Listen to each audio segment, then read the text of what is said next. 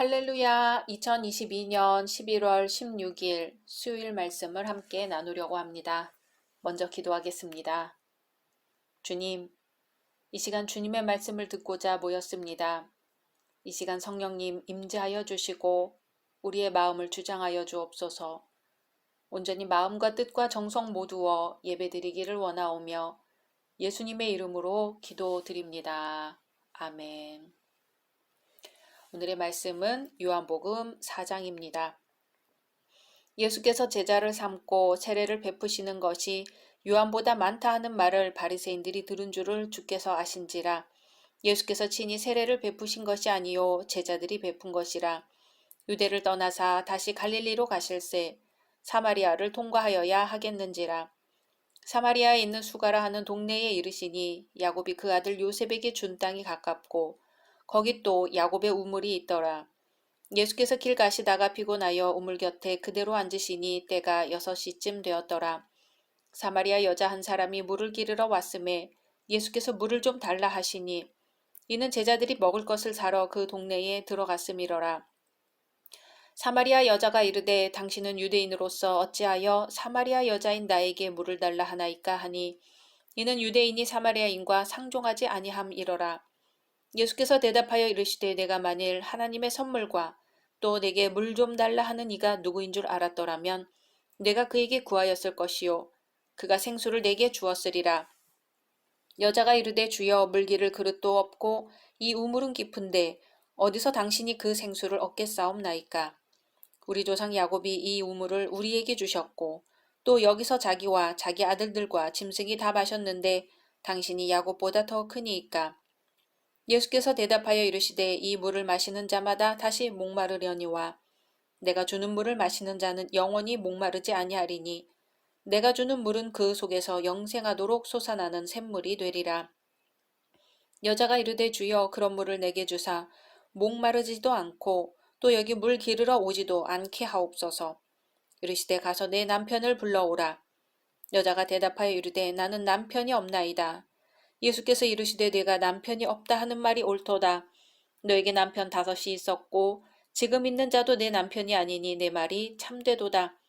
여자가 이르되 주여 내가 보니 선지자로 소이다.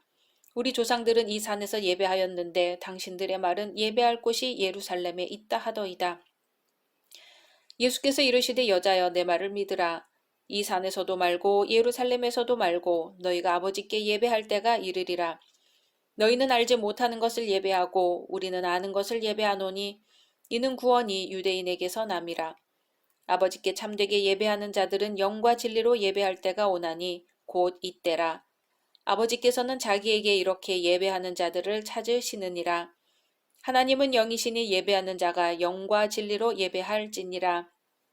여자가 이르되 메시야 곧 그리스도라 하는 이가 오실 줄을 내가 아노니 그가 오시면 모든 것을 우리에게 알려주시리이다.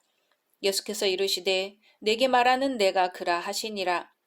이때의 제자들이 돌아와서 예수께서 여자와 말씀하시는 것을 이상히 여겼으나 무엇을 구하시나이까 어찌하여 그와 말씀하시나이까 묻는 자가 없더라.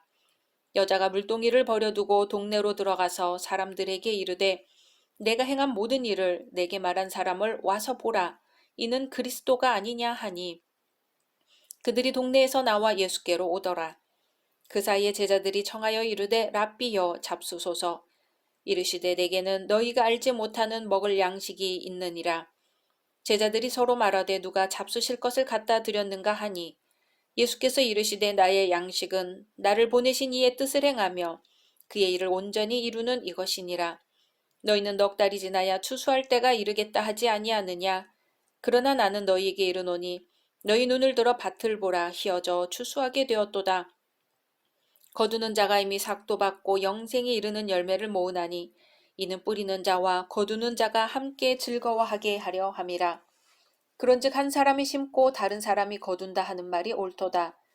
내가 너희로 노력하지 아니한 것을 거두러 보내었노니 다른 사람들은 노력하였고 너희는 그들이 노력한 것에 참여하였느니라. 여자의 말이 내가 행한 모든 것을 그가 내게 말하였다 증언하므로 그 동네 중에 많은 사마리아인이 예수를 믿는지라. 사마리아인들이 예수께 와서 자기들과 함께 유하시기를 정하니 거기서 이틀을 유하심에 예수의 말씀으로 말미암아 믿는 자가 더욱 많아 그 여자에게 말하되 이제 우리가 믿는 것은 내 말로 인함이 아니니 이는 우리가 친히 듣고 그가 참으로 세상의 구주신 줄 알미라 하였더라. 이틀이 지남에 예수께서 거기를 떠나 갈릴리로 가시며 친히 증언하시기를 선지자가 고향에서는 높임을 받지 못한다 하시고 갈릴리에 이르심에 갈릴리인들이 그를 영접하니 이는 자기들도 명절에 갔다가 예수께서 명절 중 예루살렘에서 하신 모든 일을 보았음이더라. 예수께서 다시 갈릴리 가나에 이르시니 전에 물로 포도주를 만드신 곳이라. 왕의 신하가 있어 그의 아들이 가버나움에서 병들었더니 그가 예수께서 유대로부터 갈릴리로 오셨다는 것을 듣고 가서 청하되 내려오셔서 내 아들의 병을 고쳐주소서 하니 그가 거의 죽게 되었음이라. 예수께서 이르시되 너희는 표적과 기사를 보지 못하면 도무지 믿지 아니하리라. 신하가 이르되 주여 내 아이가 죽기 전에 내려오소서.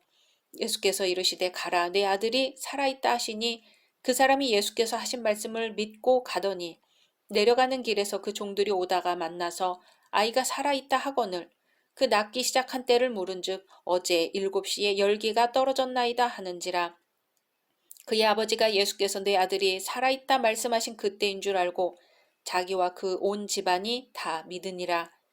이것은 예수께서 유대에서 갈릴리로 오신 후에 행하신 두 번째 표적이니라. 아멘. 오늘은 씨 뿌리는 자라는 제목으로 말씀을 나누려고 합니다. 지금 세계교회는 어느 터전 위에 서 있을까요? 초대교회 성도들을 생각해 볼까요? 초대교회의 성도들은 핍박당하고 고난을 당한다 할지라도 순교의 피를 마다하지 않았지요. 현재 세계교회들은 바로 그 초대교회 성도들의 신앙의 지조에 뿌리를 두고 있습니다.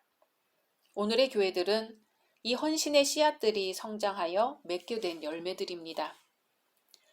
한국의 초기 교회도 마찬가지로 여러 가지 외환 속에서도 끊임없는 열정으로 터를 일궜지요. 박해 중에도 지조를 잃지 않으려 애썼던 선교사들과 초기 교회 성도들의 신앙은 가히 대단한 것이었습니다. 교회가 폐쇄되고 모임이 허락되지 않던 시기에 비밀리에 모여서 예배드리는 것은 죽음을 각오하는 일이었습니다. 그 열정이 있어 오늘날의 복된 상황이 있게 된 것을 감사해야 할 것입니다. 그런데 이러한 감사의 조건들을 누리기만 하고 후대에 이어줄 열정을 우리가 갖지 않는다면 어떻게 될까요? 남이 뿌려놓은 씨가 자라 열매 맺자 그 열매를 따 먹으면서 우리가 다음 열매를 위해 씨앗을 뿌리는 노력을 게을리한다면 어느새 신앙의 명맥은 끊기고야 말 것입니다. 그것을 알기에 많은 성도들이 최선을 다해 신앙의 열정이 있었던 초대교회 성도들의 열심을 본받으려고 노력하고 있어 위안이 됩니다. 오늘 예수님은 신앙을 가지게 되고 구원에 이르게 된 것이 스스로의 노력에 의한 것이 아니라 남이 뿌려놓은 노력에 참여한 것, 곧 믿은 결과로 이루어진 것이라는 사실을 말씀하십니다. 38절에 내가 너희로 노력지 아니한 것을 거두러 보내었노니 다른 사람들은 노력하였고 너희는 그들의 노력한 것에 참여하였느니라. 아멘. 우리가 노력하지 않은 것을 거두게 하였다는 사실은 아주 큰 은혜가 아닐 수 없습니다. 그렇다면 과연 누가 노력했다는 것일까요? 그들이 누구일까요? 그들에 대한 해석은 여러 가지가 있습니다. 대체적으로 구약의 선지자나 하나님의 종, 그리고 세례 요한과 예수님을 가리키는 것으로 정리되고 있습니다. 그들의 정성 어린 행동과 사역이 없었더라면 우리들은 아직도 혼란한 와중에서 죽음을 향한 행진을 계속하고 있었을 것입니다. 예수님 이후의 시대에 살아가고 있는 우리 신앙인들은 그 말씀에서 무엇을 깨달을 수 있을까요? 우리들도 그들의 사역에 동참해야 한다는 사실입니다.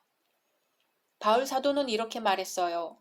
나는 심었고 아볼로는 물을 주었으되 오직 하나님은 자라나게 하셨나니. 아멘.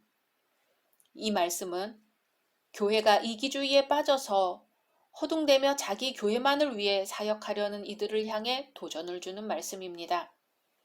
내가 씨를 뿌렸으면 내가 열매를 거두어야 한다는 생각으로 지내는 교회나 교인들은 반성해야 할 것입니다. 어떤 목사님은 집집마다 전도하거나 노방전도를 하면서 전도 대상으로 삼았던 이들을 결신하게 하고 교회로 인도하는데 굳이 자신의 교회로 인도하려 하지 않습니다. 결신자가 신앙생활에 정착하여 성장하는 데 도움이 될 만하다고 판단되는 교회로 이끌어주는 거죠. 참 감동적입니다. 초대교회의 성도들과 사도들, 그리고 한국의 초기 교회 교인들이나 사역자들이 씨를 뿌리는데 열심이었듯이 결국 성장시키시는 분은 하나님이십니다. 이러한 신앙을 가슴에 품고 살아간 분들 덕분에 오늘의 교회가 존재합니다. 우리도 대가나 열매에 대한 욕심 없이 씨앗을 뿌리는 노력을 계속해야 할 것입니다. 그럴 때 우리의 후손들은 하나님이 성장시키신 열매들과 더불어 기쁨으로 하나님 나라 확장에 기여하게 될 것입니다. 공짜를 좋아하면 대머리가 된다 하는 우스갯소리가 있죠. 그래서 겉으로는 공짜를 즐기지 않는 척하면서도 새로 개업하는 마트에서 공짜로 사은품을 준다고 하면 줄 서가면서까지 받으려고 기를 쓰는 것이 우리들입니다. 특별히 노력하지 않고도 열매를 따먹을 수 있다는 즐거움은 사실 굉장한 즐거움입니다. 그러나 신앙이 성숙할수록 그 기쁨에만 눈이 어두워서는 안 될 것입니다. 보이지 않는 곳에서 꾸준히 씨를 뿌린다면 우리 대에 그 열매를 거둘지, 우리 자손 때에 그 열매를 거둘지 알 수는 없지만 누군가는 그 열매를 거둘 것입니다. 예수님께서 십자가를 지셨기에 거둔 열매는 2000년이 지나도 모자라지 않습니다. 우리가 감당하는 십자가로 말미암아 많은 열매가 있기를 소망합니다. 말씀 생각하면서 기도하겠습니다. 주님, 이 시간 주님 앞에 고개를 숙입니다. 주님, 누군가가 뿌린 씨로 말미암아 지금의 우리가 열매를 거둔 것을 고백합니다. 주님 앞에 저희의 삶도 씨 뿌리는 자의 삶이 되게 하옵소서. 언제 열매를 거둘지 몰라 전전긍긍하기보다는 내가 거두어도 좋고 나 아닌 누군가가 거두어도 좋다는 선한 마음으로 우리가 살아가는 삶 위에 생명의 씨앗을 뿌리게 하옵소서. 예수님의 이름으로 기도드립니다. 아멘.